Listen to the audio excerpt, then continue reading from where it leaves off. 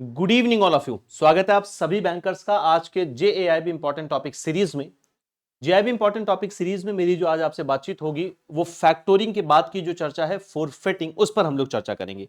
Same unit में आपको ये देखने को मिलेगा मॉड्यूल डी में। मॉड्यूल डी में आपकी एक यूनिट है फैक्टोरिंग, फोरफिटिंग एंड ट्रेड्स। तो ट्रेड्स पर हम लोग कल बातचीत करेंगे, फोरफिटिंग पर आज बातचीत करेंगे और फैक्टोरिंग पर इसके पहले चर्चा हो चुकी है। जेएआईबी इंपॉर्टेंट टॉपिक सीरीज आपके जून 2000 जो आपका, अब तो खैर जून में क्या आपका डेट शीट आ चुका है, वो मई में ही आपका एग्जाम शुरू के मई में ही समाप्त हो रहा है जेआईबी का पहली साइकिल का। तो आपका मई में जो एग्जामिनेशन है उसको ये टारगेट कर रहा है। मैं लगातार इस इंपॉर्टेंट टॉपिक सीरीज में आपसे मिलता हूं। आपके पूरे सिलेबस में जितने भी इंपॉर्टेंट टॉपिक हैं 4 मॉड्यूल की 45 यूनिट्स में, उन पर मैं एक एक करके मॉड्यूल वाइज आपसे बातचीत कर रहा हूं। मॉड्यूल ए, मॉड्यूल बी और मॉड्यूल सी के जितने भी इंपॉर्टेंट टॉपिक्स और मॉड्यूल डी के भी कुछ इंपॉर्टेंट टॉपिक्स इसके पहले डिस्कस हो चुके हैं। ये सारी क्लासेस जो बीती हुई क्लासेस हैं जिन पर बातचीत हो चुकी है वो आपको इसी चैनल के लाइव सेक्शन में मिल जाएगी। मॉड्यूल डी के आज एक और टॉपिक पर, आज हम स्पेशल टॉपिक पर, इंपॉर्टेंट टॉपिक पर बातचीत करेंगे। ये है फोर फिटिंग। इसके पहले आप फैक्टोरिंग की क्लास जो कल हम लोगों ने डिस्कस कर ली है उसको आप जरूर देख लीजिएगा। फोर फिटिंग क्या है इस पर हमारी पूरी बातचीत होगी आज, और फोर फिटिंग का प्रोसेस क्या है इस पर बातचीत होगी। फोर फिटिंग कहां पर इस्तेमाल किया जाता है ये चर्चा हम लोग करेंगे। देखिए, फोर फिटिंग के पहले मैं थोड़ा सा आपको फैक्टोरिंग रिकॉल करवा देता हूं। फैक्टोरिंग में हम लोगों ने देखा था कि 3 पार्टीज थी, जिनमें एक था सेलर, दूसरा बायर और तीसरी एक थर्ड पार्टी थी जो फैक्टर थी। फैक्टर का इस्तेमाल यानी फैक्टोरिंग, देखिए फैक्टोरिंग पूरा एक प्रोसेस होता है। फैक्टोरिंग प्रोसेस का इस्तेमाल तब किया जाता है जब जो सेलर है उसे फंड की रिक्वायरमेंट होती है और उसके पास रिसीवेबल्स हैं, उसके पास इनोवाइस हैं। इन इनोवाइस को वो अपने फैक्टर यानी थर्ड पार्टी को देता है और उससे कुछ एडवांस लिया जाता है जो 80% है। तो ये पूरी जो सर्विस है जिनमें एडवांस प्रोवाइड कर रहा है फैक्टर अपने क्लाइंट को, ये पूरी सर्विस कहलाती है फैक्टोरिंग। फैक्टोरिंग आप डोमेस्टिक फैक्टोरिंग भी पढ़ते हैं, इंटरनेशनल फैक्टोरिंग भी पढ़ते हैं। तो फैक्टोरिंग में जो फैक्टर है वो अपने क्लाइंट यानी जो गुड्स और सर्विसेज का सेलर है उनके रिसीवेबल्स के अगेंस्ट या उनके इनोवाइस के अगेंस्ट जो एडवांस प्रोवाइड करता है, वो पूरा प्रोसेस क्या कहलाता है? फैक्टोरिंग कहलाता है। तो फैक्टोरिंग में आप डोमेस्टिक फैक्टोरिंग भी पढ़ते हैं, इंटरनेशनल फैक्टोरिंग भी पढ़ते हैं। फैक्टोरिंग जैसी ही सर्विस बेसिकली फोरफिटिंग भी होती है, लेकिन फोरफिटिंग बहुत ध्यान से सुनिएगा, फोरफिटिंग इंटरनेशनल ट्रेड में इस्तेमाल किया जाता है। तो ये सिर्फ और सिर्फ अंतरराष्ट्रीय व्यापार के समय हम इस्तेमाल करते हैं, जब गुड्स और सर्विसेज इंपोर्ट एक्सपोर्ट हो रही होती हैं तब हम इनका यूज करते हैं। जबकि फैक्टोरिंग डोमेस्टिक भी हो सकती है, इंटरनेशनल भी हो सकती है, लेकिन फॉरफिटिंग सिर्फ और सिर्फ इंटरनेशनल होती है। यानी जब गुड्स और सर्विसेज इंपोर्ट और एक्सपोर्ट हो रही होती हैं उस समय फॉरफिटिंग का इस्तेमाल किया जाता है। और ये आप इसको और आसान भाषा में समझे तो इंटरनेशनल फैक्टोरिंग जो है वो लगभग लगभग फॉरफिटिंग जैसी होती है, वैसे ही सुविधाएं प्रोवाइड करती है। तो फॉरफिटिंग में कैसे काम होता है? फॉरफिटिंग बेसिकली वही काम करता है जो फैक्टोरिंग करता है।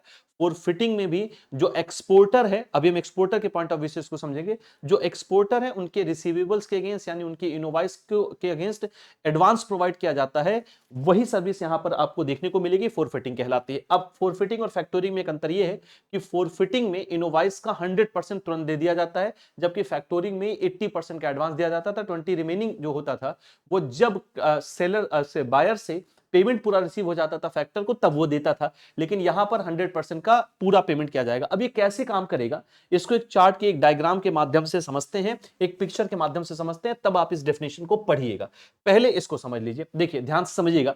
यहां पर फैक्टोरिंग का इसका फोरफिटिंग का इस्तेमाल हम तब करते हैं, फोरफिटिंग का इस्तेमाल हम तब करते हैं जब इंटरनेशनल ट्रेड होता है, यानी हमारे पास सेलर और बायर के रूप में कौन होते हैं? एक्सपोर्टर और इंपोर्टर होता है। मैं एक एक करके ये सारी बातचीत आपको समझाने जा रहा हूं। जैसे ये हमारे पास एक्सपोर्टर है, एक्सपोर्टर को हम मान लेते हैं भारत है अभी एग्जांपल के लिए।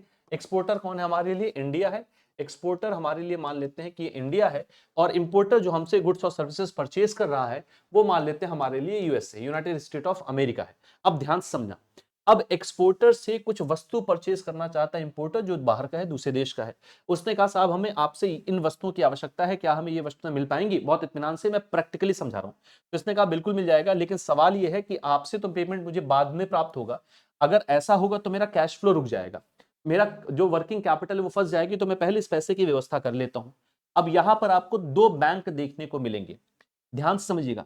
एक्सपोर्टर इंपोर्टर दो पार्टी ये हो गई, और जो पहला बैंक है जिसको हम यहां प्राइमरी फोरफिटर कह रहे हैं, इसको कई सारी किताबों में लिखा गया है एक्सपोर्ट, जो आपका एक्सपोर्ट है, एक्सपोर्टर है, एक्सपोर्टर का बैंकर, और ये कहलाता है इंपोर्टर का बैंकर। क्लियर है? या इसको कई जगह पर सेकेंडरी फोरफिटर भी लिखा गया है।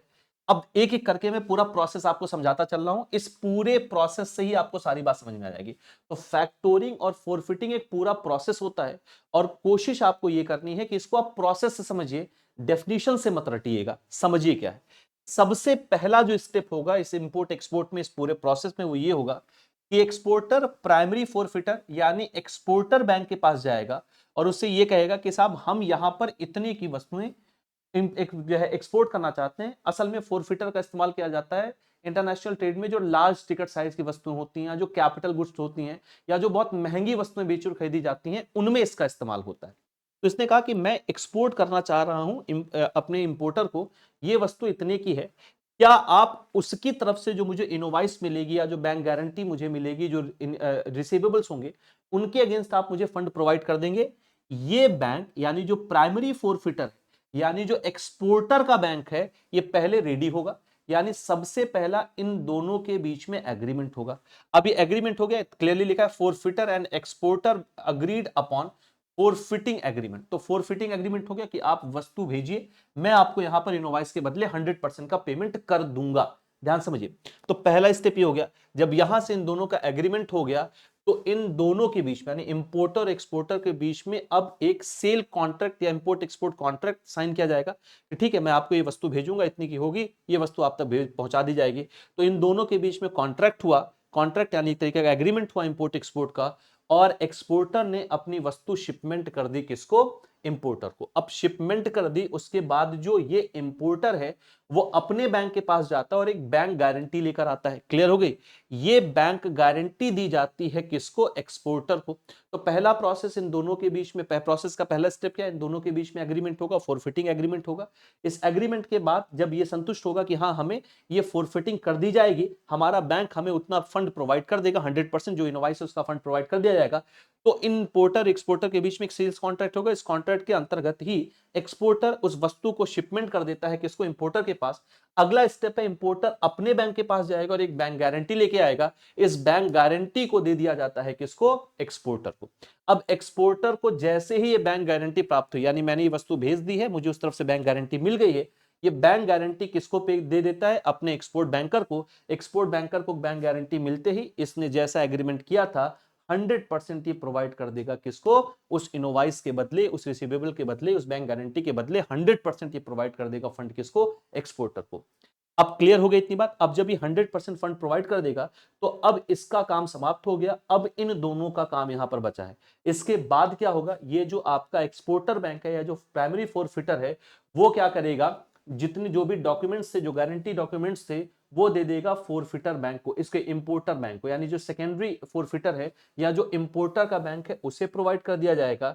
जब वो ड्यूरेशन कंप्लीट हो जाएगी, जब समय सीमा पूरी हो जाएगी, तो एक्सपोर्टर का बैंक पेमेंट प्राप्त, इंपोर्टर का बैंक पेमेंट प्राप्त कर लेगा अपने इंपोर्टर से, और ये पेमेंट दे दिया जाएगा किसको? एक्सपोर्टर बैंक को, यानी प्राइमरी फोरफिटर को। जो पैसा इसने यहां पर दिया था वो पैसा इसे यहां पर मिल जाएगा। मैं फिर से सारी बात समझा दूं। सबसे पहले इन दोनों के बीच में एग्रीमेंट होगा कि आप फोरफिटिंग की सर्विस क्या मुझे प्रोवाइड करेंगे, मैं ये वस्तु एक्सपोर्ट करना चाहता हूं। वहां से एग्रीमेंट हो गया। उसके बाद इन दोनों के मध्य में एक एग्रीमेंट होगा, सेल्स कॉन्ट्रैक्ट बनेगा। सेल्स कॉन्ट्रैक्ट के अंतर्गत ये वस्तु का शिपमेंट कर देगा। शिपमेंट हो गया। अब इसे बेसिकली यहां से पैसा प्राप्त होना है। किससे प्राप्त होना है? इंपोर्टर से प्राप्त होना है। लेकिन इंपोर्टर पैसा 2 महीने बाद मान लेते प्रोवाइड करेगा। तब तक के लिए क्या करेगा? इंपोर्टर अपने बैंक से एक बैंक गारंटी लेके आएगा और वो बैंक गारंटी भेज देगा किसको? एक्सपोर्टर को। बैंक गारंटी यानी बैंक की गारंटी ले रहा है कि हम पेमेंट वहां पर करेंगे, आप अगर हमें पेमेंट वहां पर देंगे तो पेमेंट कर दिया जाएगा। लेटर ऑफ क्रेडिट बेस में शामिल हो जाता है। इंपोर्टर को बैंक गारंटी, एक्सपोर्टर को बैंक गारंटी दे दी जाएगी। वो बैंक गारंटी एक्सपोर्टर बैंक को जैसे ही प्रेजेंट किया जाएगा, एक्सपोर्टर बैंक उस इनवॉइस का 100% डिस्काउंट बेस पे किसको प्रोवाइड कर देगा? अपने एक्सपोर्टर को। अब इनकी जिम्मेदारी खत्म हो गई। अब एक्सपोर्टर बैंक ये डॉक्यूमेंट किसे सेंड करेगा? इंपोर्टर बैंक को। इंपोर्टर बैंक समय सीमा पूरी हो जाने के बाद ये पेमेंट प्राप्त कर लेगा एक्सपोर्ट इंपोर्टर से, क्योंकि उसने अभी पेमेंट किया नहीं था, बैंक गारंटी भेज दी गई थी। ये पेमेंट प्राप्त कर लेगा किससे? इंपोर्टर से। और ये पेमेंट ट्रांसफर कर दिया जाएगा किसको? एक्सपोर्टर बैंक को। और ये पूरी प्रक्रिया पूरी हो जाएगी। क्लियर है? तो अगर आप देखेंगे तो ये फैक्टोरिंग की ही सर्विस बेसिकली दी जा रही है, लेकिन इंटरनेशनल ट्रेड में। तो अब अगर आप यहां से समझोगे तो सारी बात आपको समझ में आ जाएगी। फोरफिटिंग is a trade finance technique used for international transaction. Forfeiting एक trade financing या एक financing techniques होती है जो international transaction में इस्तेमाल करते हैं, particularly involving the sale of capital goods और big ticket size. ज्यादातर इसमें जो महंगी वस्तुएं होती है capital goods वो goods होती हैं जिनसे आप किसी वस्तु का प्रोडक्शन करते हो, तो मशीनरी वगैरह capital goods में आती हैं, ठीक है। It is a method of financing where a forfeiter, ये एक फाइनेंसिंग का मेथड है जहां पर फोरफिटर क्या है, फाइनेंशियल इंस्टीट्यूशंस या बैंक बेसिकली होते हैं, purchases a sellers receivable at discount. यहां पर ये क्या कर रहा है, सेलर के जो रिसीवेबल्स हैं यानी जो इनोवाइस है उसको डिस्काउंट बेस पे ही तो परचेज कर और 100% प्रोवाइड कर दे रहा है, तो परचेजेस इनोवाइस या रिसीवेबल्स ऑफ किसका, receivable at discount, providing the seller with immediate cash flow and transferring the credit risk to the forfaiter. Clear हो गई इतनी बात। It carries medium to long term maturities और fixed rate basis up to 100% of the invoice value, तो 100 invoice value का 100% दे देता है। अब सवाल यह है कि इन दोनों को क्या फायदा यहां पर मिलता है, इसे क्या लाभ मिल रहा है और एक्सपोर्टर को क्या फायदा मिल रहा है। एक्सपोर्टर का जो कैश फ्लो का प्रॉब्लम था वो, क्योंकि पैसा इसे बाद में प्राप्त होने वाला था, इसका जो कैश फ्लो का प्रॉब्लम था वो इश्यू सॉल्व हो गया। इसको क्या फायदा मिलेगा, यहां पर जो इनोवाइस ले रहा है वो डिस्काउंट बेसिस पर ले रहा है, डिस्काउंट डिडक्ट करने के बाद जो भी बचा वो 100% पे कर दिया जाता है किसको, एक्सपोर्टर को। अब एक्सपोर्टर ने बेसिकली क्या किया, अपना सारा रिस्क ट्रांसफर कर दिया फोरफिटर को।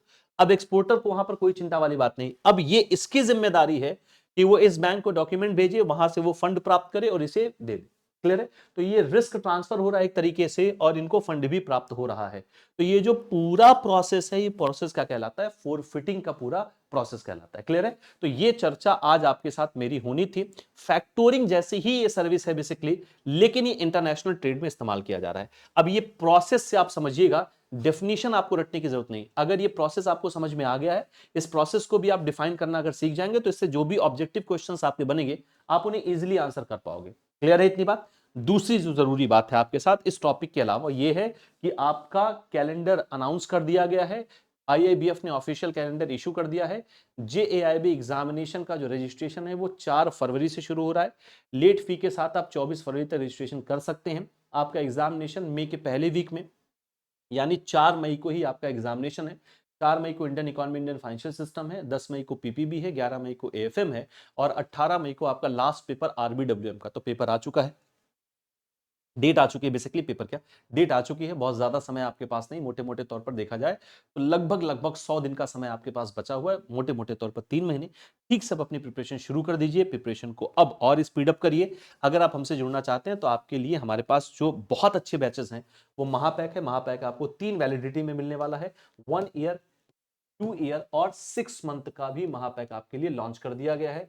महापैक आपके लिए एक वन स्टॉप सॉल्यूशन है जहां पर आपको 15 प्लस रनिंग बैचेस का, सारे अपकमिंग बैचेस का, ई बुक्स का, एडिशनल मॉक टेस्ट का, इन सब का एक्सेस आपको मिलता है। आपके इस मई वाले एग्जामिनेशन को टारगेट करने के लिए जो सबसे बेहतरीन बैच अभी डिजाइन किया गया है आपके लिए वह है officers JIB foundation plus MCQ batch. इसकी सबसे अच्छी बात है कि इसमें पूरे सिलेबस की थ्योरेटिकल क्लासेस यानी फाउंडेशन क्लासेस भी मिलेंगी और हर टॉपिक का एमसीक्यू भी आपको दिया जाएगा। तो एमसीक्यू फाउंडेशन लाइव क्लासेस आपको मिलने वाली हैं। अगर आपने महापैक लिया है तो ये बैच आपको अलग से लेने की जरूरत नहीं, महापैक में एडेड है, इसीलिए महापैक सबसे बेहतरीन बैच है। अगर आप सिर्फ फाउंडेशन क्लासेस लेना चाहते हैं तो फाउंडेशन के बैच भी आपके लिए अवेलेबल हैं। अगर आपने महापैक लिया तो ये फाउंडेशन क्लास भी आपको अलग से लेनी नहीं पड़ेगी, उसी सब्सक्रिप्शन में ये भी हम आपको प्रोवाइड कराएंगे। अगर आप में से किसी का सिंगल सब्जेक्ट रुका हुआ है, एक सब्जेक्ट में आपसे एडमिशन लेना चाहते हैं, तो जेआईबी के चारों सिंगल सब्जेक्ट के रूप में भी यहाँ पर अवेलेबल है। चाहे हम बात करें Indian economy Indian financial system की, पीपीबी की, एएफएम की, आरबीडब्ल्यूएम की, चारों ही सब्जेक्ट आपको मिल जाएंगे, तो आप सिंगल सब्जेक्ट भी अवेल कर सकते हैं। आपकी फिजिकल बुक्स भी लॉन्च कर दी गई हैं जेआईबी के चारों ही सब्जेक्ट की। तो 4 बुक का सेट है, बैंकर्स एज, ये चारों बुक आपको मिल जाएंगी सिर्फ 1224 में। अमेजॉन, फ्लिपकार्ट या पीडब्ल्यू ऐप या पीडब्ल्यू ऐप या हमारी वेबसाइट के स्टोर सेक्शन में जाके भी आप इसको ऑर्डर कर सकते हैं। अगर आप सिंगल बुक परचेज करना चाहते हैं तो आप सिंगल बुक भी परचेज कर सकते हैं, वो ऑप्शन भी आपके पास अवेलेबल होगा। इनके अलावा कुछ भी और आप मुझसे पूछना चाहते हैं, कोई सवाल आपका है, कुछ भी आप Indian economy Indian finance system को लेकर, पेपर को लेकर, रजिस्ट्रेशन को लेकर कोई भी आपका क्वेश्चन है तो आप वो क्वेश्चन मुझे इस टेलीग्राम ग्रुप पर भेज सकते हैं। मैं आपके क्वेश्चंस के जवाब के साथ यहाँ पर बना रहता हूँ। टेलीग्राम ग्रुप पर जुड़ने के लिए इस क्यूआर कोड को आप स्कैन कर लें। स्कैन करने में कोई दिक्कत आ रही है तो टेलीग्राम पर जाएं, सर्च करें आशीष सर जेएआईबी सीआईबी एग्जाम्स, आप इस माध्यम से भी मुझसे जुड़ सकते हैं। क्लियर है, तो ये आपके लिए आज की पूरी चर्चा थी। आपकी ये क्लास चलती है ट्यूसडे से संडे के बीच में, मंडे आपका वीक ऑफ होता है। मैं आपसे मिलता हूँ जेआईबी इंपॉर्टेंट टॉपिक सीरीज में रोज शाम को 7 बजे। कल मिलते हैं शाम को 7 बजे एक नए टॉपिक के साथ। बहुत बहुत धन्यवाद क्लास।